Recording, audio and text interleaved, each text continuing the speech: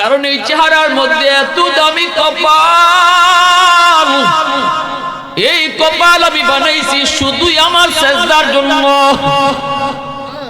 যেই কপাল আমি বানাইছি আমার সেজদার জন্য, এই কপাল ফেরেশতাদের হাতে বানাইলে হয় না, এই কপাল আমার আদেশ দিয়া বানাইলেও হয় না। এই কপালটা বানাইতে আমি আল্লাহ আমার কুদরতি হাত লাগাইছি। এই মানুষগুলারে ধ্বংস করে দিতে আমি আল্লাহর বুঝি মায়া লাগে না? নিজের হাত দিয়া যাদেরকে বানাইছি এদেরকে ধ্বংস করে দিতে বলি আমি আল্লাহর মায়া লাগে না? শোনো তাহলে শোনো, 60-70 বছর ধইরা আমার বান্দা যদি গুনাহ করে, 60 বছর বয়সেও যদি কোনো মাহফিলে বইসা চোখের পানিটা ফলায় কই মালিক বহু অন্যায় করে ফেলেছি, জীবনে আর করব না। যেই যুবক এত গুনাহ করলো ওয়াজ মাহফিলে বইসা যদি কয় আল্লাহ আর করব না, 60 বছর গুনাহ করছে, এই গুনাহ maaf করতে আমি আল্লাহ 60 বছর লাগাইতাম না রে, 60 মাসও লাগাইতাম না, 60 ঘন্টাও লাগাইতাম না। 60 বছরের গুনাহকে আমি আল্লাহ 60 সেকেন্ডে maaf করে দিব। সুবহানাল্লাহ। 70 বছরের গুনাহকে আমি আল্লাহ 70 সেকেন্ডে maaf করে দিব। গুনাহ করেছি আমার বান্দা 70 বছর, maaf করতে আমি আল্লাহ 70 বছর লাগাই না, 70 সেকেন্ডে আমি maaf করে দেই। সকালে তওবা করলে সকালেই maaf, বিকালে তওবা করলে বিকালেই maaf, দিনে তওবা করলে দিনেই maaf, রাতে তওবা করলে রাতেই maaf। ওয়াজ মাহফিলে আসার আগে ছিল গুনাহগার, বইয়া তওবা করছে, আমি আল্লাহ বসার সাথে সাথে তার নাম গুনাহগারের তালিকা থেকে কাইটা ওলির খাতায় উঠায় দেই। পৃথিবীতে একমাত্র কাম যেটা এত সহজ, আর কোন কাম এত সহজ নয়। মেম্বার হইতে সময় লাগে, চেয়ারম্যান হইতে সময় লাগে, ব্যবসায়ী হইতে সময় লাগে, সব কাজেই সময় লাগে, রাতারাতি হওয়া যায় না, মুহূর্তেই হওয়া যায় না। কিন্তু একটা কামে শুধু সময় লাগে না রে যুবক, হাতে ধরে বলি পায়ে ধরে বলি যুবক শুনো, আল্লাহর ওলি হইতে সময় লাগে না, তওবার লগে লগে আল্লাহ ওলির দপ্তরে নাম উঠে দেয়। একটু আওয়াজ দিয়া কোন প্রশংসা করবো কার? আর একটু জোরে কোন কার? লিমান কাদ্দারা খায়রান ওয়া খাবালা, الحمد لمن قدر خيرا وخبالا والشكر لمن صور حسنا وجمالا فرد صمد عن صفة خلق بريء رب أزلي خلق الخلق كمالا لا ضد ولا ند ولا حد لمولاه لا ضد ولا ند ولا حد لمولاه الآن كما كان ولم يلق زوالا الآن كما كان ولم يلق زوالا মুসলমানের আওয়াজে কও আল্লাহু আকবার। বাইরা বন্ধুরা জন্য বলতেছিলাম যুবক, মরণের হাত থেকে বাঁচার কোনো উপায় নেই, মরণের হাত থেকে বাঁচার কোনো উপায় নেই। কত রাজা, কত বাদশাহ, কত মেম্বার, কত চেয়ারম্যান, কত পাওয়ারফুল, কত সুদখোর, কত ঘুষখোর, কত রক্তচক্ষুওয়ালা মানুষগুলি আজ মাটির নিচে শুয়ে শুয়ে তারা একদম গলে পচে শেষ হয়ে গেছে। তো আওয়াজ দেয়া করোনা ঠিক বাহাদুরি বেশি দিন দুনিয়াতে টিকে না। অহংকার মানুষের সাজে না, শুধু একমাত্র আল্লাহর সাজে। অহংকার কে করবে? যার মরণ নাই, কারো কাছে হাজিরা দেওয়া লাগবে না, সেই তো শুধু অহংকারের মালিক। আমি যদি কারো না কারো কাছে হাজিরা দিতে হয়, আমি যদি কারো না কারো কাছে ধরা, চাইলে সে আমারে নিতে পারে, চাইলে সে আমারে মরণ দিতে পারে, আমার জন্য অহংকার মানায় না। আল কিবরিয়া ওয়ারিদাই, এজন্য আল্লাহ বলেছেন অহংকার আমার পোশাক, অহংকার আমার পোশাক, আমার পোশাক নিয়ে কেউ টানাটানি করবা না। এজন্যই অহংকারীকে আল্লাহ পছন্দ। আবু আব্দুল্লাহ আন্দলুসি আল্লাহর বহুত বড় একজন ওলি ছিলেন, বাগদাদের বহুত বড় ওলি। জুনাইদ বাগদাদি রাহমাতুল্লাহি আলাইহির পীর, আল্লামা শিবলি নোমানী রাহমাতুল্লাহি আলাইহির পীর। এত বড় বুজুর্গ, এত বড় বুজুর্গ, কুরআনের হাফেজ, 30,000 হাদিসের সনদ সহ তিনি হাফেজ। শুধুমাত্র হাফেজ নন, হাদিসের মতন শুধু নয়, সনদ সহ 30,000 হাদিসের হাফেজ ছিলেন আবু আব্দুল্লাহ আন্দলুসি। বহুত বড় আল্লাহর একজন ওলি আবু আব্দুল্লাহ আন্দলুসি রহমাতুল্লাহি আলাইহি। তার খানকা ছিল বাগদাদে। বহুত মানুষজন আয়েশা আল্লাহরে চিনল। তিনিও মানুষকে আল্লাহ পাকের সবক দেন, আল্লাহর মারিফতের সবক দেন।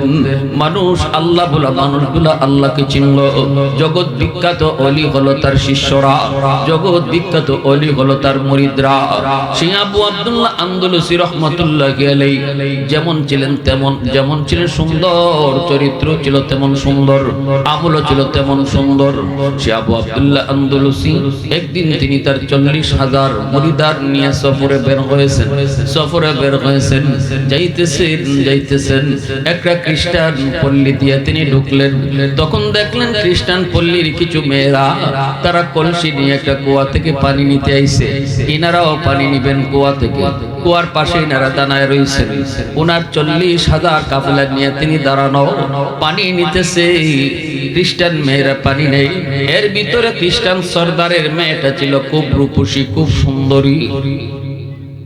ভাইরা বন্ধুরা, ওই খ্রিস্টান পল্লী দিয়া যাওয়ার সময় ওনার মনের ভিতরে একটা ভাব আইছে। গির্জাগুলি দেখে আর মনে মনে কয়, হায় রে, এরা তো জাহান্নামী আর আমি তো জান্নাতি। এরা তো জান্নাতি, এরা তো জাহান্নামী, আমি তো জান্নাতি।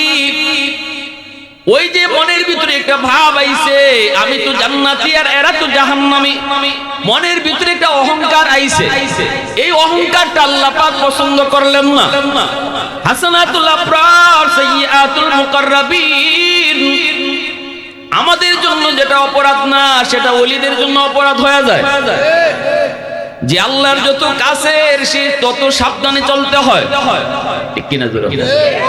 যে আল্লাহর যত প্রিয় তার জন্য তত সাবধানে চলতে হয়।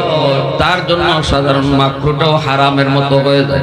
এজন্যই উনি যে কইছেন, উনি যে মনের ভিতরে একটা অহংকার আইনিছেন, আমরা তো এদের চেয়ে অনেক ভালো, ওরা তো জাহান্নামের কীট, ওরা তো জাহান্নামের কীট।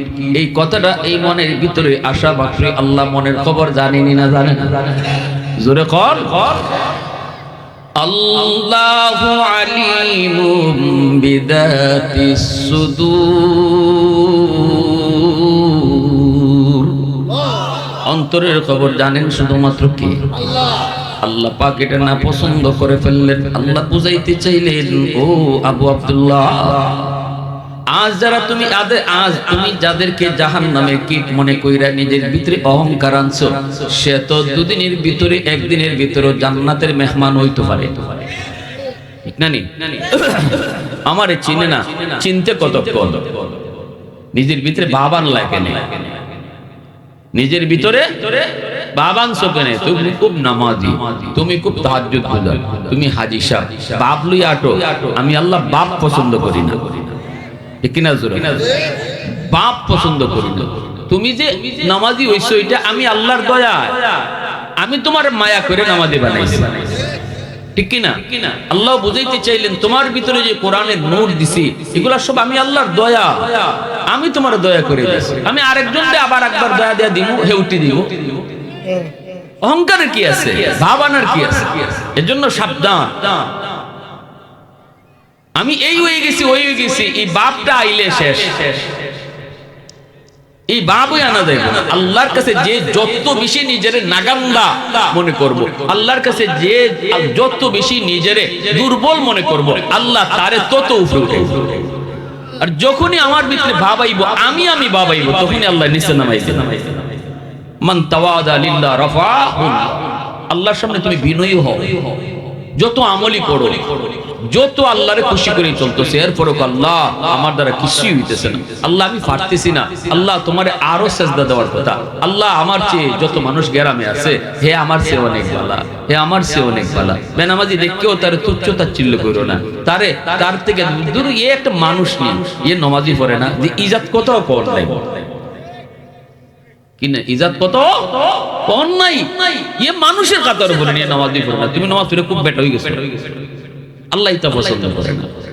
সব সময় তার জন্য দোয়া করতে হয়। বেনামাজিও যদি সামনে আয়, নিজের ভিতরে এই ভাব নাই না, মনে মনে কই তুই বল্লা হে বেনামাজি হইল, কোনো না কোনো দিক দিয়ে তো সে তোমার কাছে প্রিয় হইতে পারে, যেটা আমার কাছে নাই, যেটা অজানা, তার অজানা কোনো আমল তো তোমার কাছে প্রিয় থাকতে পারে। এজন্য কাউকে ছোট মনে করা যাওয়া যাবে না, নিজেকে বড় মনে করা ভাবা যাবে না। আবু আব্দুল্লাহ আব্দুলিসি শুধু এই ভাবটা আনছেন, এরপরে শুরু হয়ে গেছে আল্লাহর পরীক্ষা।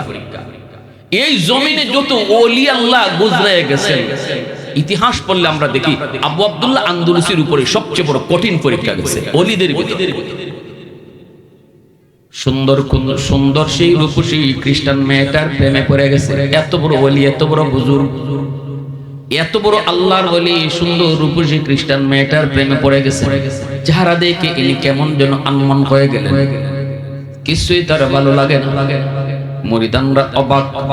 জুনায়েদ বাগদাদি, আল্লামা শিবলি নোমানি নিজেরে জিজ্ঞাসা, হযরত আপনার কি হইছে? আপনি নামাজের সময় শুধু নামাজটা পড়তেছেন আর আমাদেরকে নিয়ে আমলের সবক দেন না, কেন এমন? কি আপনার দুশ্চিন্তা?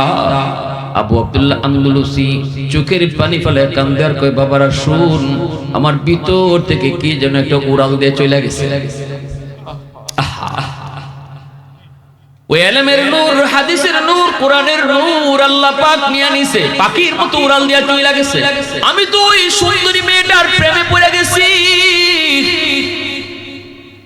আমি তো ওর প্রেমে পড়ে গেছি।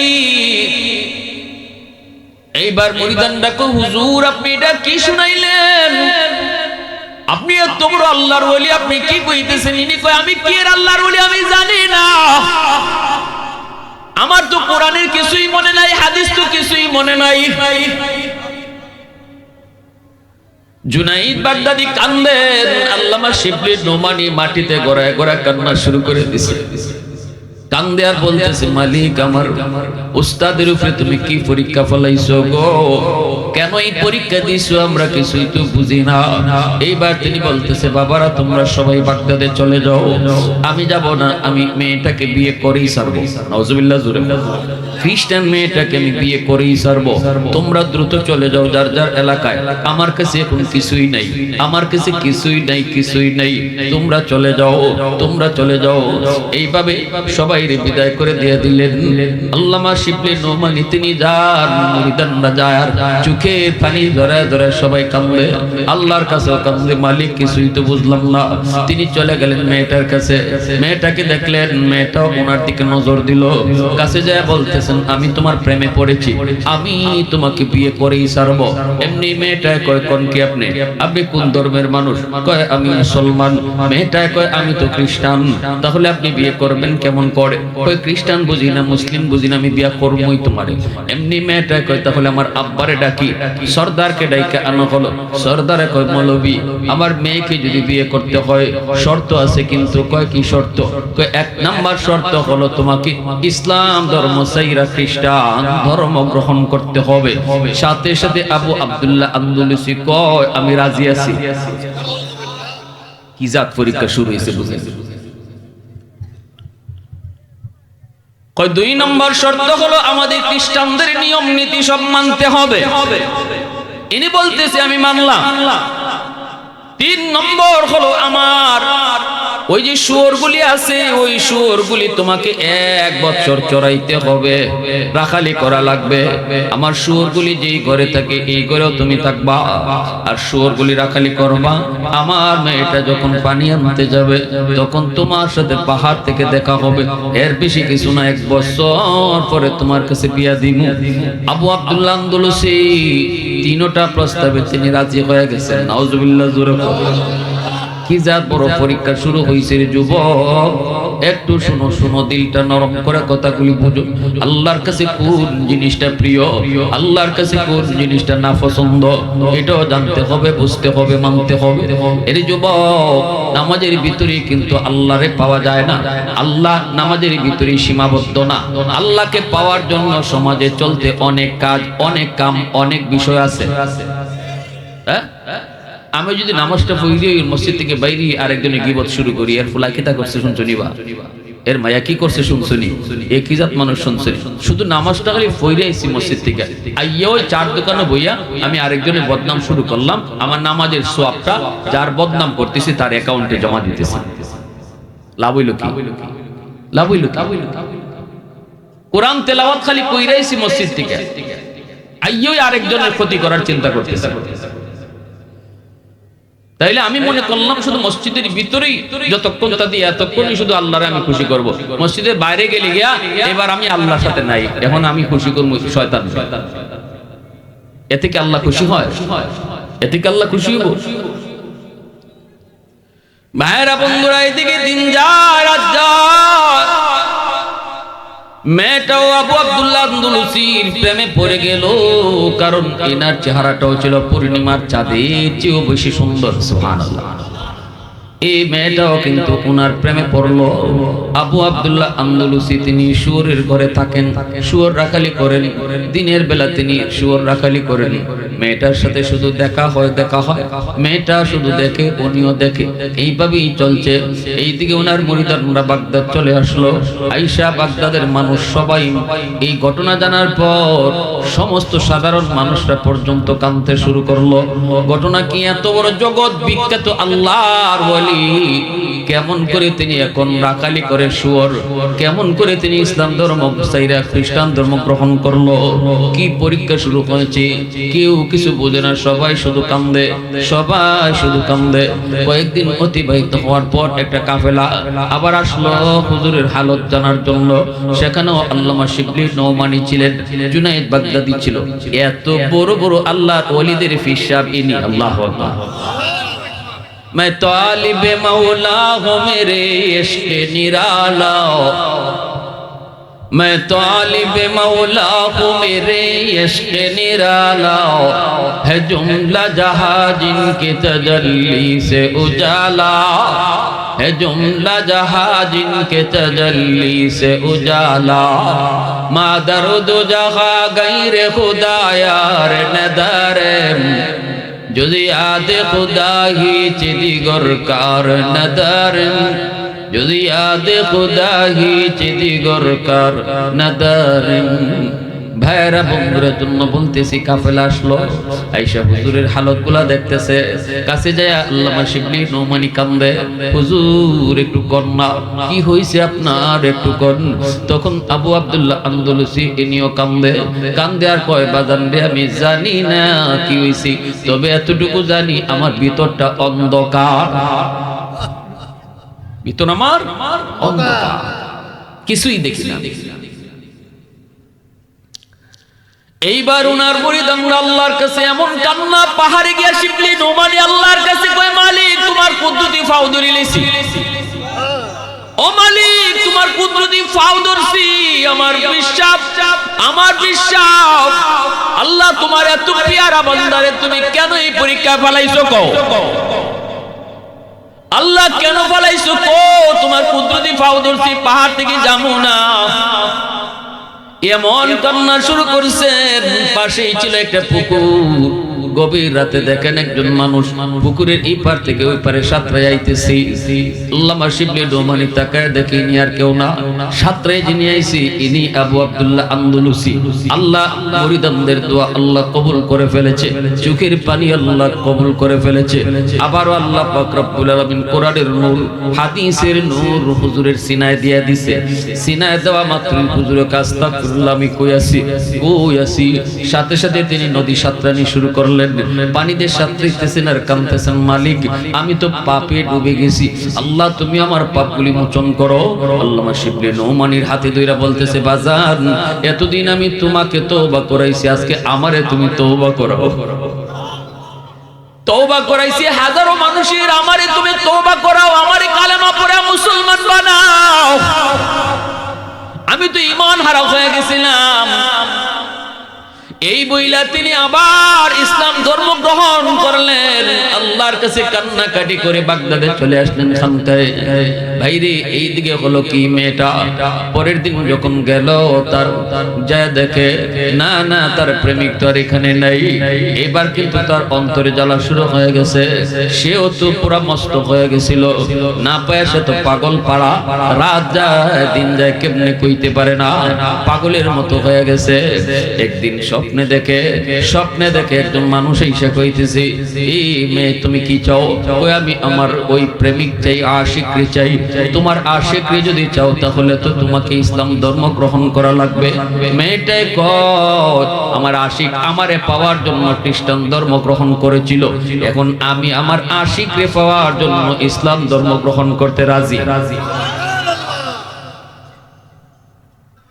তাহলে ঘুম থেকে উঠো, সেজদায় পড়ো, সেজদায় পড়ার হাতটা বাড়াও।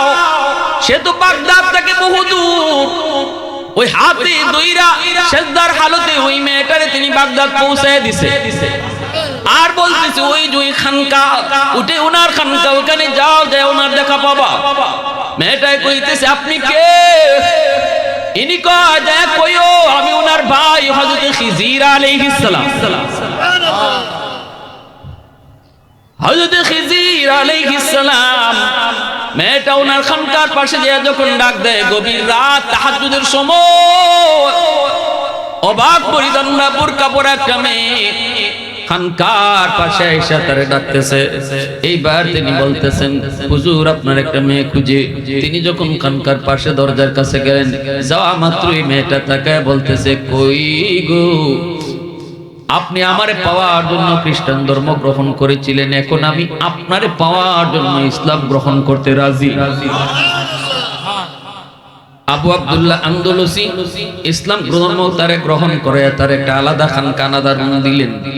ইসলাম ধর্ম গ্রহণ করে যখন তার দিকে তাওয়াজ্জু দিবেন, তাওয়াজ্জু দেওয়া মাত্রই মেয়েটা তখন ওনার প্রেম ভুইলা আল্লাহর প্রেমে আশিক হয়ে গেছে। সুবহানাল্লাহ, জোরে আরেকটু জোরে কোন সুবহানাল্লাহ। জুলাইখা ইউসুফ নবীর জন্য পাগল, কিন্তু ইউসুফ নবীর হাতে কালেমা পড়ে মুসলমান হওয়ার পর জুলাইখা আল্লাহর পাগল হয়ে গেছে। এটাই তো আল্লাহ ওয়ালাদের নজর, এটাই তো আল্লাহর ওলিদের নজর। আল্লাহ ওয়ালাদের নজর যার উপরে পড়ব, মতকুর হইলে পরে আল্লাহ তারে ওলি বানায় দিব। ভাইরা বন্ধুরা, জন্যই বেশি বেশি আল্লাহ ওয়ালাদের কাছে যাইতে হয়। উলামায়ে কেরামের সোহবতে কেন যাইতে হয় রে যুবক? আমি আমার যে ভুলের পথে চলতেছি, আমি নিজের থেকে ভুল থেকে উদ্ধার হতে পারবো না। এর জন্য আমাকে একটু চেষ্টা করা লাগবে, হাঁটা লাগবে, আল্লাহ ওয়ালাদের কাছে আসা যাওয়া করা লাগবে, উলামায়ে কেরামকে অন্তর থেকে মহব্বত করা লাগবে। তখন আল্লাহ পাক এর উসিলা দইরা কোনো একদিন তার দিল ঘুরায় দিবে। ঠিক কিনা জোরে? এজন্যই তো আল্লাহ পাক রব্বুল আলামিন কইছে, ইয়া আইয়ুহাল্লাযীনা আমানুত্তাকুল্লাহ ওয়া কুনু মা'আস সাদিকিন। আল্লাহ কিন্তু জান্নাত পাওয়ার রাস্তাটা এই কথা কয় নাই, জান্নাতের রাস্তাটা এমনে এদুর ফাঁস এমনে এই ওটা, জান্নাতের রাস্তার বিবরণ আল্লাহ দেয় নাই। আমরা যখন নামাজে কই ইহদিনাস সিরাতাল মুস্তাকিম, আল্লাহ জান্নাতের পথ দেখাও, তখন আল্লাহ জান্নাতের পথটা অঙ্ক করে জানায় দেয় না। আল্লাহ কয় জান্নাতের পথ হইল আমার জান্নাতের পথ ধরে যারা আসতেছে এরা পিছে পিছে আও, জান্নাতের রাস্তা পাই। সুবহানাল্লাহ।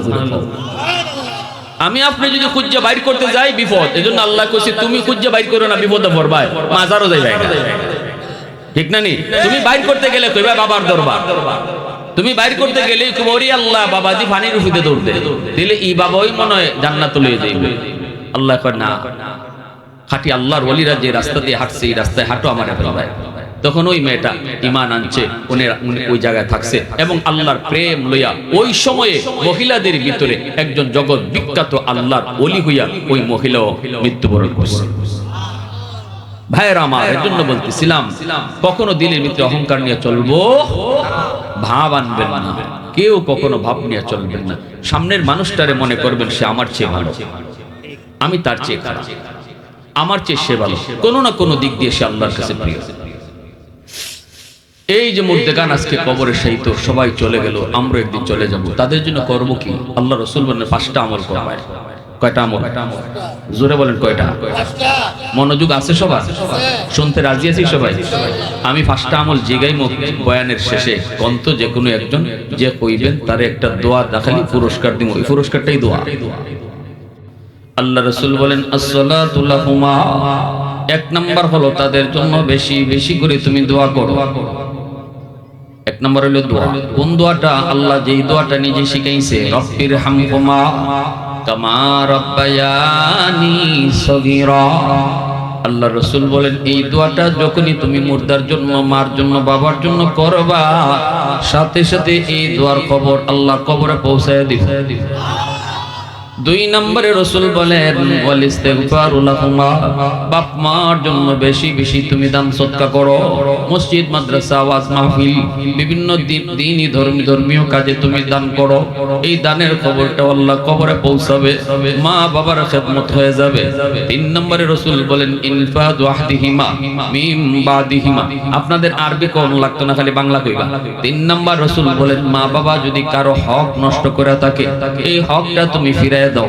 যখনই বাবা কারো হক নষ্ট করলো আর আজকে বাবা কবরে চলে গেল, তুমি সন্তান যখন বাবা যার হক নষ্ট করেছিল তারে ফিরায় দিবা, সাথে সাথে বাবার কবরে তোমার খেদমত পৌঁছায় দিবে কে?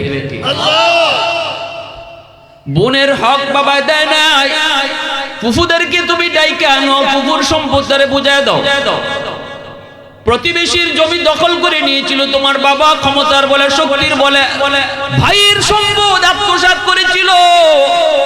তুমি যদি বাবার কবরের আগুন নিভাইতে চাও, আল্লাহ রাসূল কয় তাড়াতাড়ি তাদের হকগুলি ফিরায় দাও, তাদের পাওনাগুলি ফিরায় দাও।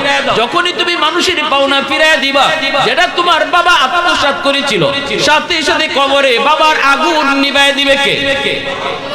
আর ওই পাওনা পরিশোধ না কইরা, মানুষের হক ফিরায় না দিয়া যদি বাবার নামে 10টা 20টা গরু জবাই কইরা জিয়াফত করো, তবু বাবার কবরের আগুন নিভবে। ভালো করে বলো, আগে তুমি যদি জানি না তখন বাবা কিন্তু তোমার মায়ায় ফইরেই এই সম্পদ আত্মসাৎ করছিল, ঠিক না নি? এখন তুমি সন্তান যদি বাবার আদর্শ সন্তান হও, তাড়াতাড়ি এটা যারটা যারে ফিরাইয়া দাও, নাইলে বাবার কবরে আগুন নিভবে না।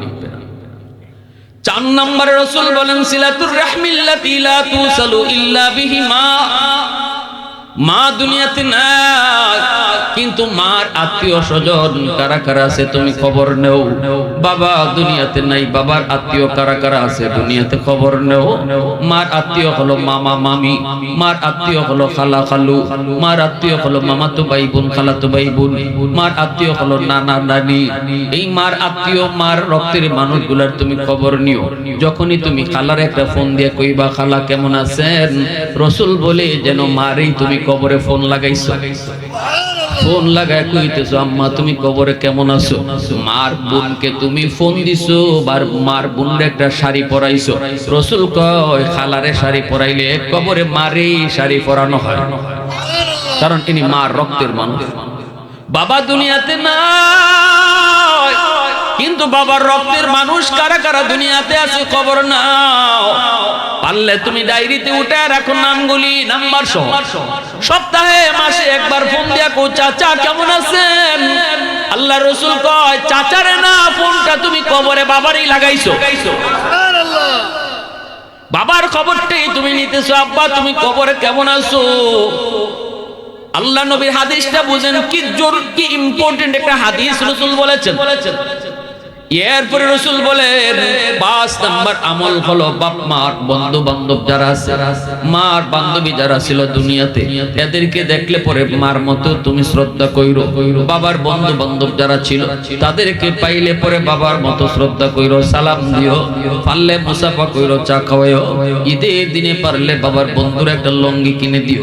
রাসূল বলে যখন বাবা নাই কিন্তু বাবার বন্ধুরে তুমি লঙ্গি কিনে দিছো, যেন কবরে বাবারে তুমি লঙ্গি পরাইছো। সুবহানাল্লাহ। আল্লাহ রাসূল বলতেছে দুনিয়ার থেকেও কবরে বাপ মার খেদমত করা যায়। আল্লাহ রাসূল বলছে মা বাবা কবরে রাইখেও খেদমত করা যায়। 5 নাম্বার আমলটা রাসূল কইছে, যখনই তোমরা বাপ মার কথা ইয়াদ হইব তখন দেখবা বাপ মার বন্ধু বান্ধব কারা, বাপ মার সমবয়সের কারা, তাদেরকে দেখলে শ্রদ্ধা কইরো, বেয়াদবি করো না। বাবার বয়সের মানুষের সাথে বেয়াদবি করলে বাবা কবরে কষ্ট পায়, আবার বাবার বয়সের মানুষের প্রতি শ্রদ্ধা করলে বাবা কবরে শান্তি পায়। এজন্য আল্লাহ রাসূল একদিন আম্মা জান আয়েশা সিদ্দিকা রাদিয়াল্লাহু তাআলা আনহাকে নিয়ে খাইতে বসছেন। নবীজির সামনে অসংখ্য রুটি, আল্লাহ রাসূল খাইতে পারেন না, চোখ দিয়ে পানি ঝরে। আম্মা জান বলে ইয়া রাসূলুল্লাহ কাঁদেন কেন? রাসূল বলে আয়েশা তোমরা আমার সুখের দিনের স্ত্রী, আর আমার খাদিজা হলো আমার দুঃখের দিনের স্ত্রী। আমি রাসূল জীবনে কোনোদিন খাদিজার সামনে এতগুলা রুটি নিয়ে বসতে পারি নাই গো আয়েশা। ও আয়েশা এজন্য এই রুটিগুলা আমার গলা দিয়ে যায় না, আমার একটা রুটি আমার খাদিজারে তুমি দিয়ে আসো। আম্মা জান বলেন নবী গো খাদিজারে কেমনে দিমু? খাদিজা তো কবরে শায়িত, রুটি খাওয়াইমু কেমনে? রাসূল তখন বলতেছেন আমার খাদিজার বান্ধবী দুনিয়ায় জীবিত আছে, নাম হলো নাফিসা। আল্লাহু আকবার। রাসূল বলেন আয়েশা আমার নাফিসার একটা রুটি খাওয়াও, কবরে খাদিজারে রুটি খাওয়ানো হবে। এজন্যই মনে রাখবেন মা বাবার বন্ধু বান্ধব, বাপ মার বয়সের মানুষ শ্রদ্ধার নজরে দেই করে যুবক বাবার কবরে তোমার খেদমত আল্লাহ পৌঁছায় দিবে। আর যদি তাদের সাথে বেয়াদবি